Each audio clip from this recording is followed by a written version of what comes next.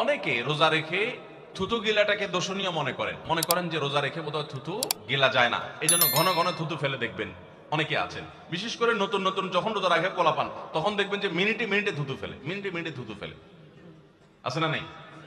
এই ঘন ঘন রোজা রাখে, আপনার থুতু ফেলে কেন? কারণ মনে করতেছে থুতু গিললে তার রোজা ভেঙে যাবে। ভাই, থুতু যদি আপনি না গিলেন আপনি বাঁচবেন? থুতু না গিললে কেউ বাঁচবে? যতই আপনি থুতু ফেলেন, আপনার থুতু তো কিছু না কিছু ভিতরে যাবেই। যদি না যায়, গলা শুকিয়ে গেলে তো আপনি মরেই যাবেন। এই জন্য এটা একটা ভুল যে আমরা মনে করি থুতু ফেলা লাগে। রোজা রেখে রোজার কারণে এক্সট্রা কোনো থুতু ফেলার দরকার নাই। আপনার মুখে বালু চলে আসছে, একটা মশা ঢুকে গেছে, আপনি রোজা আছে এটার জন্য ভিতরে না যায়, সেজন্য থুতুটা ফেলে দিলেন, এটা ভিন্ন কথা।